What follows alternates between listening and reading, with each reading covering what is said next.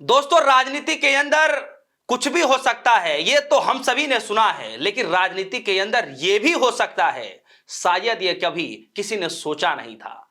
दरअसल दोस्तों, आप सोचिए कि किसी पार्टी के नेतृत्व में आप काम कर रहे हो और उस पार्टी को मजबूत करने की जब बात आए, उस पार्टी को जब सड़क पर संघर्ष करने की बात आए और उस वक्त वो नेता नदारद रहे, तो उस वक्त सवाल उठना तो लाजमी हो जाएगा।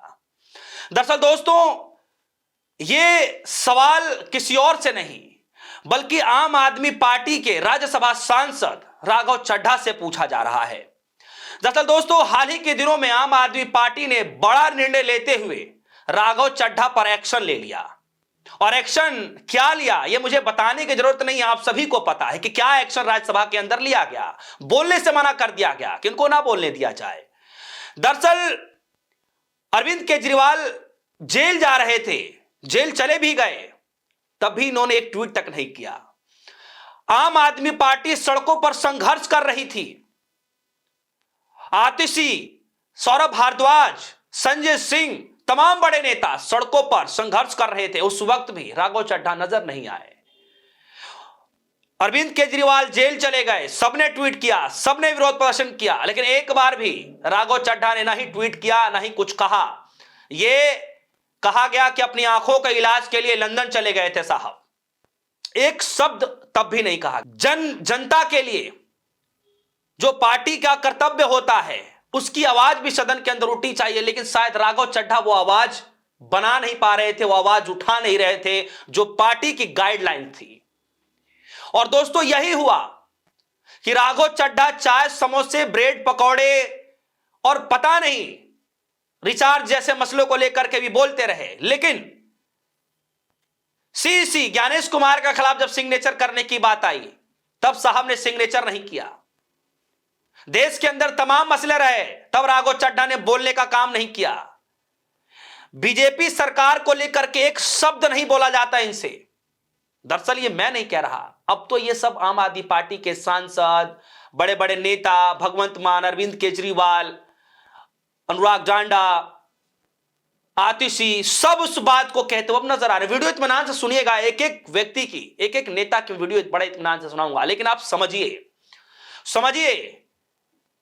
कि राघव चड्ढा को जमीन से उठा करके संसद भेजने वाले भी तो अरविंद केजरीवाल ही हैं।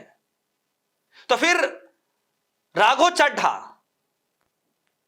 ऐसा क्यों करने लग गए?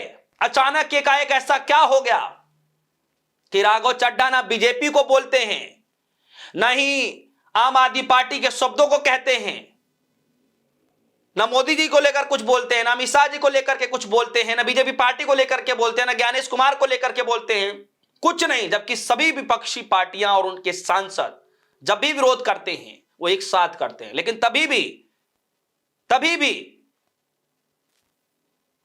राघव चड्ढा साहब गायब रहते हैं, नदारद रहते हैं। एक चीज में बड़ी एक्टिव रहते हैं, रील कैसे बनाना है, कैसे निकलना है, कैसे जाना है, क्या करना है, आज तक सभी रील्स वो वायरल हो रही हैं। खैर, लेकिन राघव चड्ढा एक नौजवान के तौर पर उभरे थे और उनको लेकर बड़ी सराहना की जा रही थी। अब तो लोगों ने यह कहना शुरू कर दिया है कि यह सब कुछ जो ड्रामा था वो ये हो चुका है, अब जो है बीजेपी में कब शामिल होंगे बस इसका ऐलान करना बाकी है। जरा सुनिए कि आज इस घटना को लेकर के लोगों ने क्या कुछ कहना शुरू किया है। सबसे पहले सांसद संजय सिंह ने राघव चड्ढा को लेकर क्या कहा है, जरा सुनिए। जय हिंद साथियों, राघव का एक वीडियो आया है। मैं उसके संबंध में यह कहना चाहता हूं कि हम लोग अरविंद केजरीवाल के सच्चे सिपाही हैं और अरविंद केजरीवाल से एक ही बात सीखी है, निडरता, हिम्मत, साहस के साथ लड़ना और संघर्ष करना। लेकिन बड़े अफसोस के साथ यह कहना पड़ रहा है कि देश के तमाम मुद्दों पर जब सीईसी के खिलाफ प्रस्ताव आता है, आप साइन नहीं करते। पश्चिम बंगाल में लोगों के वोट के अधिकार छीने जा रहे हैं। दिल्ली में हम लोगों ने देखा किस तरीके से चुनाव आयोग का दुरुपयोग हुआ। पंजाब का मुद्दा होता है, उस वक्त आप खामोश रहते हो, नहीं बोलते हो। मोदी के खिलाफ आवाज नहीं निकालते हो। तमाम वो मुद्दे जो जनहित के हैं, देश से जुड़े हुए हैं, पार्टी से जुड़े हुए हैं, पार्टी के कार्यकर्ताओं से जुड़े हुए हैं। गुजरात में पार्टी के कार्यकर्ताओं को पीटा जाता है, मारा जाता है, उस पर नहीं बोलते। बहुत सारे मुद्दों पर वॉकआउट करने का मामला आता है, उस समय वॉकआउट नहीं करते। तो ये तमाम चीजें हैं जिसका जवाब देश आपसे चाहता है, लोग आपसे चाहते हैं। सुना आपने दोस्तों, डर नहीं है नेताओं के अंदर।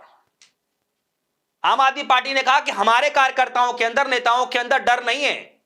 राघव चड्ढा तुम डर गए हो, यह बात आम आदमी पार्टी की तरफ से कही जा रही है। क्या सच में राघव चड्ढा डर गए हैं? सवाल नहीं पूछ रहे हैं। सुनिए सौरभ भारद्वाज ने क्या कहा है। राघव भाई, अभी आपका वीडियो देखा, हम सब लोग अरविंद केजरीवाल जी के सिपाही हैं और हमने तो एक ही बात सीखी थी, जो डर गया समझो मर गया। पार्लियामेंट में एक छोटी सी पार्टी का बड़ा लिमिटेड टाइम होता है, उसमें अगर कोई समोसों की बात उठा रहा है तो उससे ज़रूरी है कि देश के बड़े मुद्दों की बात उठाएं। पूरे देश में हमने देखा, हर राज्य में चुनाव से पहले सही लोगों के वोट काटे जाते हैं और नकली और झूठे वोट बना के सरकार पूरी बेईमानी के साथ सिस्टम पे कब्जा करके चुनाव जीत रही है। वेस्ट बंगाल में भी यही हो रहा है। अभी सारे विपक्षी पार्टियों ने सीईसी को इम्पीच करने के लिए मोशन लाना चाहा, आपने उसको साइन करने से मना कर दिया। जब भी कोई मुद्दा हो जिसके ऊपर अपोजिशन वॉकआउट करती है, आप वॉकआउट नहीं करते हैं। पिछले कई अरसे से मैंने देखा, आपने कोई भी मुद्दा सदन में नहीं उठाया जिसमें आपने प्रधानमंत्री या भारतीय जनता पार्टी की सरकार से प्रश्न किया हो। ऐसे डर की राजनीति कैसे चलेगी? दोस्तों सुना आपने, सौरभ भारद्वाज ने तो बहुत पहले ही कई मीडिया कर्मियों से बातचीत करते हुए कह रहे थे कि इधर आंख के लाल हुआ करते थे कभी राघव चड्ढा अरविंद केजरीवाल का, और जब अरविंद केजरीवाल के बुरे दिन शुरू हो गए तो राघव चड्ढा अपने आंख बनवाने के लिए जो है लंदन चले गए। न एक ट्वीट, न कोई जानकारी, न कोई सड़क पर विरोध, कुछ नहीं। सुनिए ऐसे हालात में राघव चड्ढा को लेकर के आतिशी मरलेना क्या कह रही हैं, जरा सुनिए। राघव जी, आप बीजेपी से इतना डरते क्यों? आप बीजेपी से सवाल उठाने से डरते क्यों हैं? आप मोदी जी से सवाल उठाने से डरते क्यों हैं? आज हमारा देश एक बहुत बड़े संकट से गुजर रहा है। आज हमारे देश के लोकतंत्र पर, आज हमारे देश के संविधान पर खतरा। आज हमारी आंखों के सामने इलेक्शन कमीशन का मिसयूज करके पश्चिम बंगाल का इलेक्शन चुराया जा रहा है, लेकिन आप उस पर सवाल नहीं उठा रहे, आप उस पर बोलने से डर रहे हैं। न सिर्फ आतिशी पूर्व मुख्यमंत्री दिल्ली की, बल्कि भगवंत मान जो मौजूदा हालात के जो सीएम है पंजाब के अंदर, भगवंत मान क्या कह रहे हैं? न्यूज़ 24 की खबर लिख रहे हैं, राघव चड्ढा ने कॉम्प्रोमाइज कर लिया है। भगवंत मान कह रहे हैं कि राघव चड्ढा ने कॉम्प्रोमाइज कर लिया। और सबसे बड़ा सवाल है कि क्या सच में राघव चड्ढा ने कॉम्प्रोमाइज कर लिया है? आखिर कई लोगों ने यह भी कहना शुरू कर दिया है कि अब तो सब कुछ हो गया है, बस बीजेपी पार्टी में ज्वाइन करना ही बस बाकी रह गया है। अनुराग डांडा जी हैं, वो कह रहे हैं कि राघव चड्ढा तुम डर गए हो, मोदी के खिलाफ बोलने से घबराते हो। अनुराग डांडा जी कह रहे हैं। राघव चड्ढा क्या कह रहे हैं, एक बार उनकी बयान भी मैं आपको सुना देता हूं, क्योंकि अब इधर से तो सारे बयान आप सुन ही रहे हैं। जरा एक बार राघव चड्ढा का भी सुन लीजिए, सुनिए। मुझे जब जब पार्लियामेंट में बोलने का मौका मिलता है, मैं जनता के मुद्दे उठाता हूं और शायद ऐसे टॉपिक्स उठाता हूं जिसे आम तौर पर संसद में नहीं उठाया जाता है। लेकिन क्या जनता के मुद्दे उठाना, पब्लिक इश्यूज पे बात करना कोई अपराध है? क्या मैंने कोई गुनाह कर दिया, कोई गलती कर दी? Have I done something wrong? ये सवाल आज मैं इसलिए पूछ रहा हूं क्योंकि आम आदमी पार्टी ने राज्यसभा सेक्रेटेरिएट को ये कहा है कि राघव चड्ढा के पार्लियामेंट में बोलने पर रोक लगा दी जाए। जी हां, आम आदमी पार्टी ने पार्लियामेंट को ये सूचित किया है कि राघव चड्ढा को पार्लियामेंट में बोलने का मौका ना दिया जाए। अब भला कोई मेरे बोलने पर रोक क्यों लगाना चाहेगा? मैं तो जब बात करता हूं देश के आम आदमी की बात करता हूं। एयरपोर्ट पर मिल रहे महंगे खाने की बात रखी, जोमैटो ब्लिंकिट के डिलीवरी राइडर्स की प्रॉब्लम रखी, खाने में मिलावट का मुद्दा उठाया, टोल प्लाजा लूट से लेकर बैंक चार्जेस लूट की बात करी, यहाँ तक कि मिडिल क्लास पे टैक्स के बोझ से लेकर कंटेंट क्रिएटर्स पर स्ट्राइक क्यों करी जाती है, टेलीकॉम कंपनियां कैसे 12 महीने में 13 बार हमसे रिचार्ज कराती हैं, डेटा रोल ओवर नहीं देती हैं, रिचार्ज खत्म होने के बाद इनकमिंग रोक देती हैं, तमाम इश्यूज मैंने सदन में उठाए। और ये मुद्दे उठाने के बाद देश के आम आदमी का तो फायदा हुआ, लेकिन इससे आम आदमी पार्टी का क्या नुकसान हुआ? भला कोई मुझे बोलने से क्यों रोकना चाहेगा? कोई मेरी आवाज को क्यों बंद करना चाहेगा? खैर, आप लोग मुझे अनलिमिटेड प्यार देते हैं। मैं जब जब आपके मुद्दे उठाता हूं, आप मुझे सपोर्ट करते हैं, मुझे शाबाशी देते हैं, मेरा हौसला बढ़ाते हैं। मैं आपको कहना चाहता हूं थैंक यू। ऐसे ही मेरा हाथ और मेरा साथ थामे रखिएगा, छोड़िएगा मत। मैं आपसे हूं और मैं आपके लिए हूं। और जिन लोगों ने आज पार्लियामेंट में मेरे बोलने का अधिकार मुझसे छीन लिया, मुझे खामोश कर दिया, मैं उन्हें भी कुछ कहना चाहता हूं। मेरी खामोशी को मेरी हार मत समझ लेना। मेरी खामोशी को मेरी हार मत समझ लेना।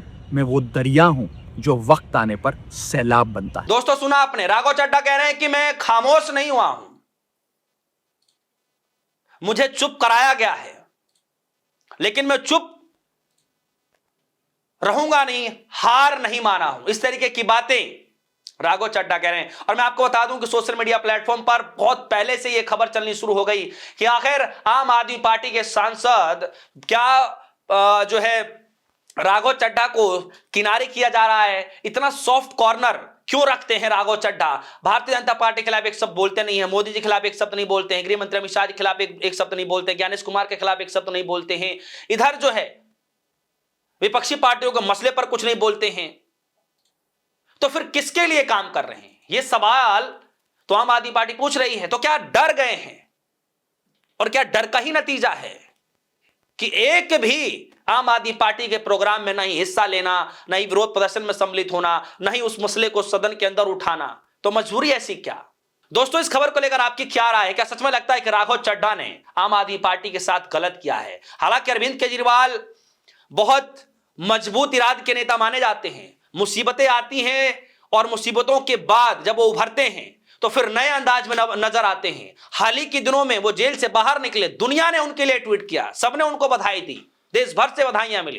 राघव चड्ढा नदारद रहे, ऐसी क्या मजबूरी? इस खबर को लेकर आपकी जो भी राय होगी वीडियो कमेंट से जाएगा, अपनी राय जरूर रखिएगा। फिलहाल के लिए दीजिए इजाजत, देखते रहिए सोनी, धन्यवाद।